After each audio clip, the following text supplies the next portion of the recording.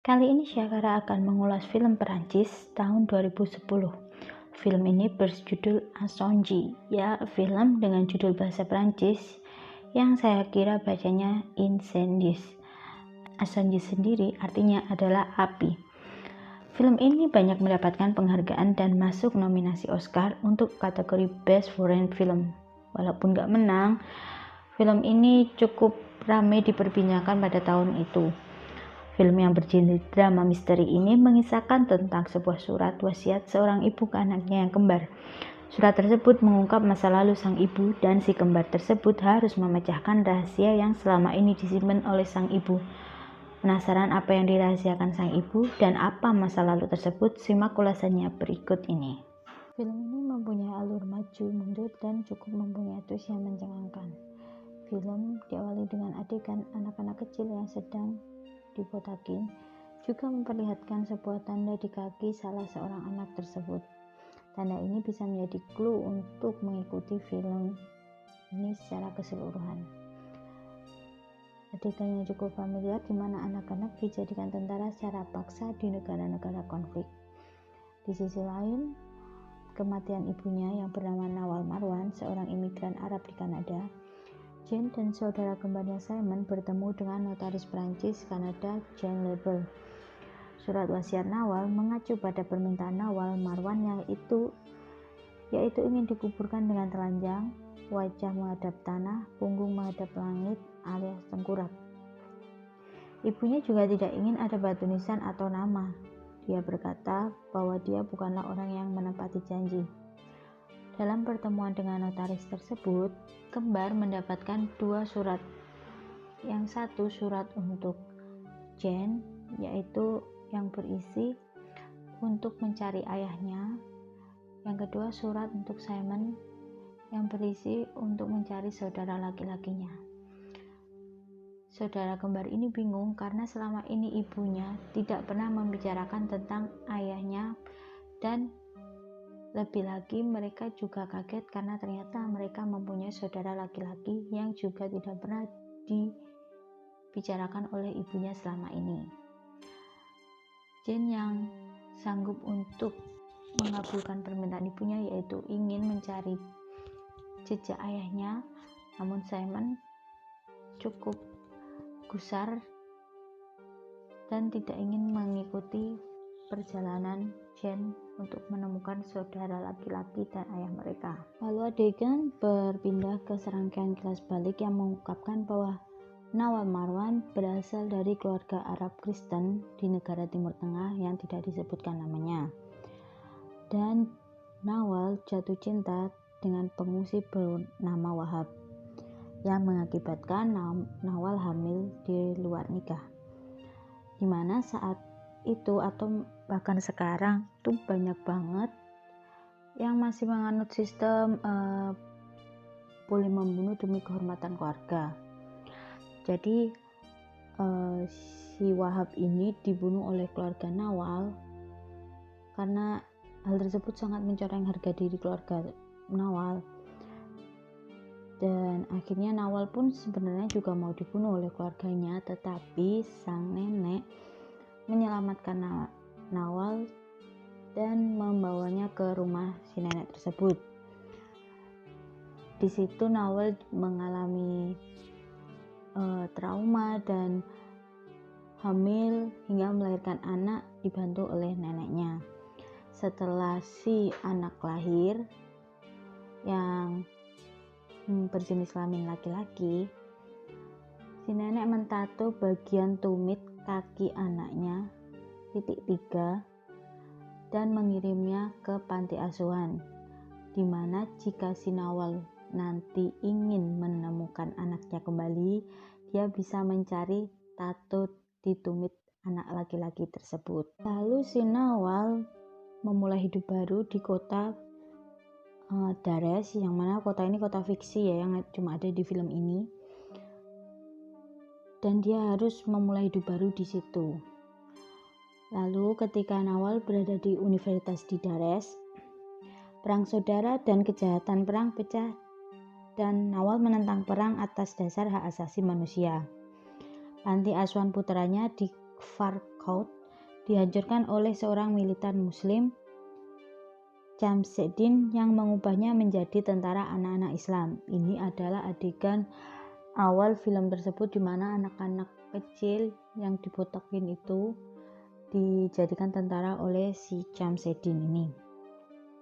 Setelah nyaris lolos dari pembantaian Bush yang penuh dengan pengungsi Muslim oleh nasionalis Kristen, Nawal berhasil bergabung dengan pejuang Muslim dan akhirnya menembak seorang pemimpin nasionalis.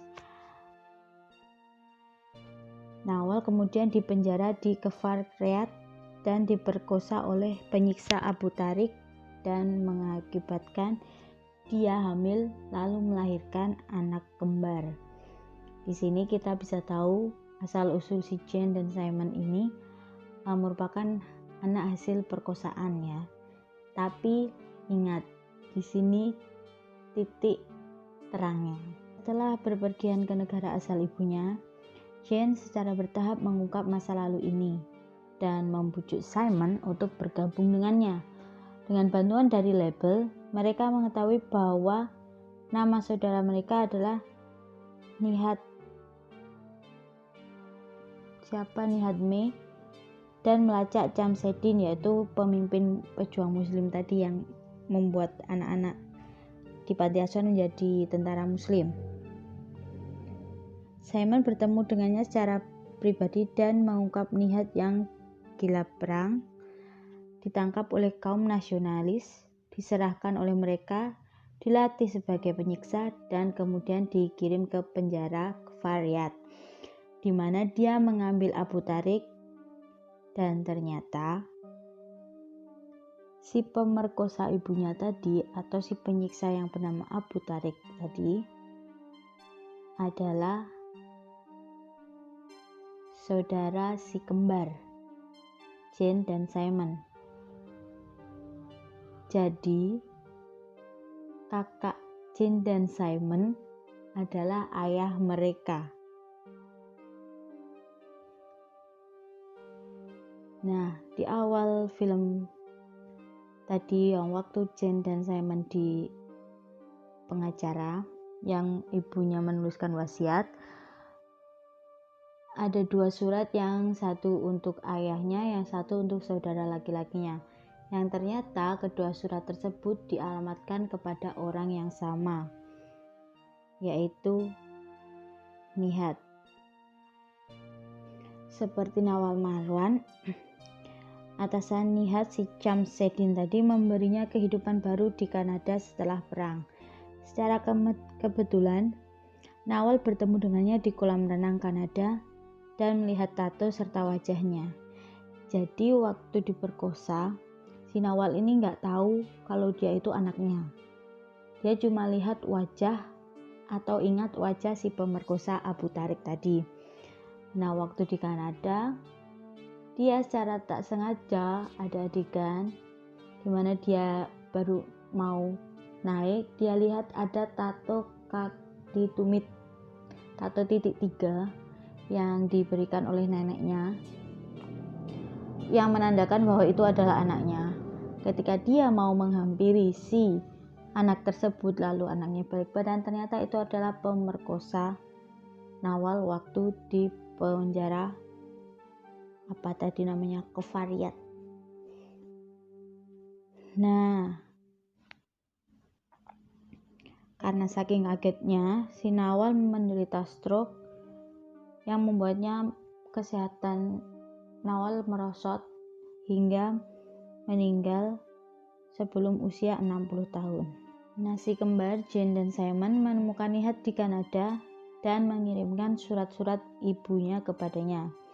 Dia membuka surat keduanya. Surat pertama menyebut dia sebagai ayah si kembar pemerkosa, dan dia menyebut itu dengan penuh kehinaan, kasar banget.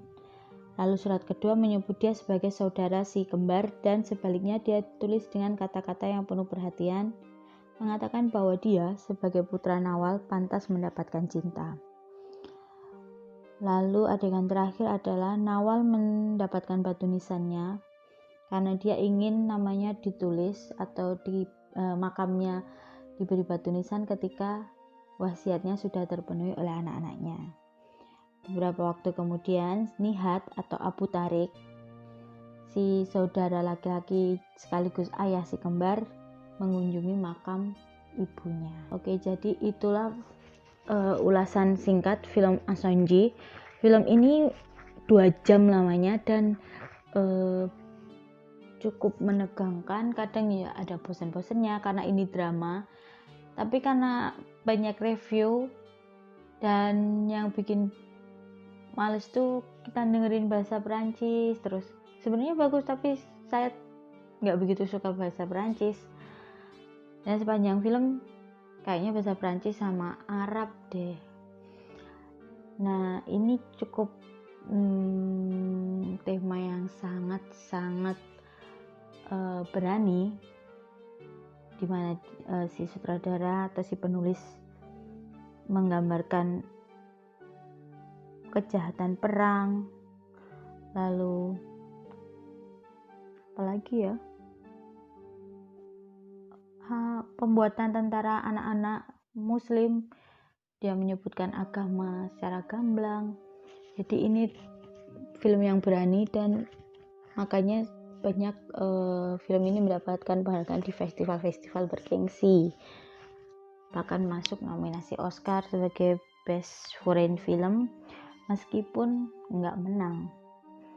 Jadi itu ulasan singkat film Asonji. Semoga kalian terhibur. Jika ada request film, kalian bisa tuliskan di kolom komentar. Jangan lupa like dan subscribe. Makasih. Bye.